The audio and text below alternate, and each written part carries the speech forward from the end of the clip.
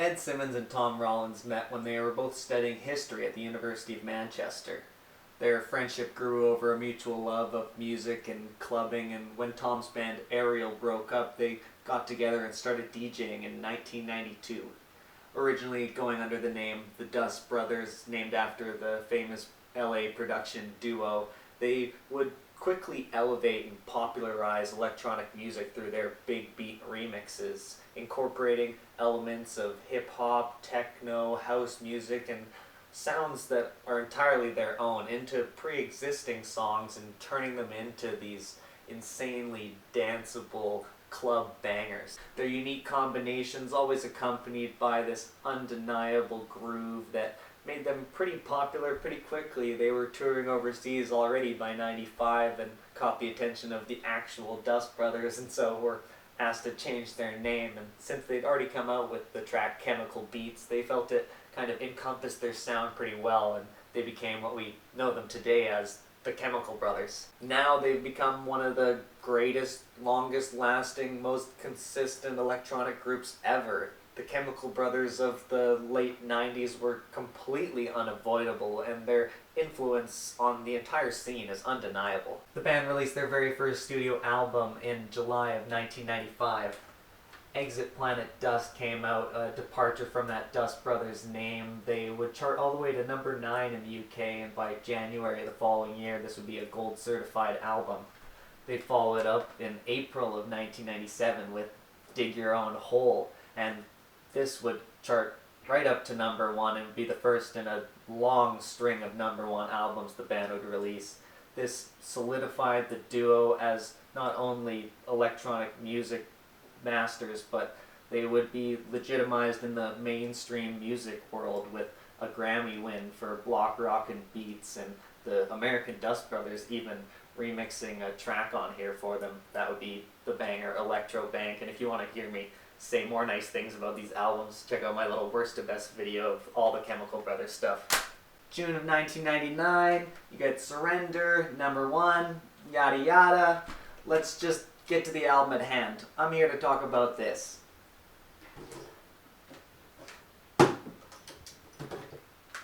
Their 4th album, their 3rd through Virgin Records, and 4th through their own label Freestyle Dust. This is the biggest of beats, my personal favorite Chemical Brothers album, released on January 28, 2002. Come with us! An absolutely explosive album whose immaculate flow makes for one of the most energetic and engaging electronic projects I've heard.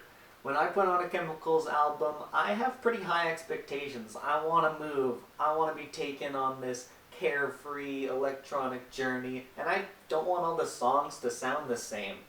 They're just so creative. They're unwilling to stagnate, and they are just so open to collaboration. It's part of what's allowed them to continue to adapt and evolve their sound and come out with some of their best music still to this day. That said, for the time being and possibly forever, this is still my favorite album of theirs, and I'd love to get into the nitty-gritty and talk about what makes these tracks and their combination just so divine.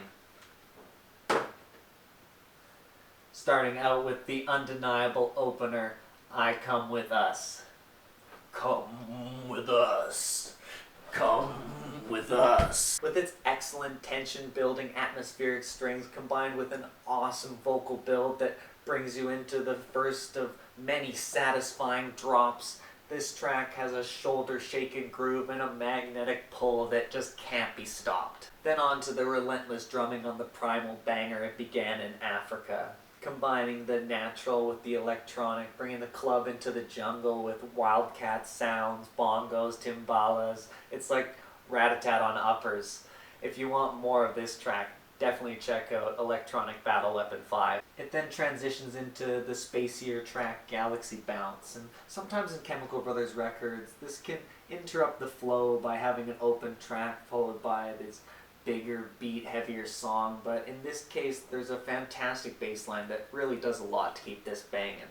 It really has it all, let me be clear. It's got these great glitchy detours all throughout while you bounce along, and then ends up at this sort of open-ended crossroads where the boys can take this project in whichever direction that pleases them. Thankfully, that direction pleases me as well, and they take on some deeper tones on the track Star Guitar. It's built off of the guitar riff from David Bowie's Starman. It's a soaring disco house track with many spectacular soundscapes to sample along this high-flying adventure of a song. Hoops is one of the only points where I do feel a little let down. There's this lack of cohesion between the beats and the string melody and that bit of psychedelic vibe that seeps in from the previous track.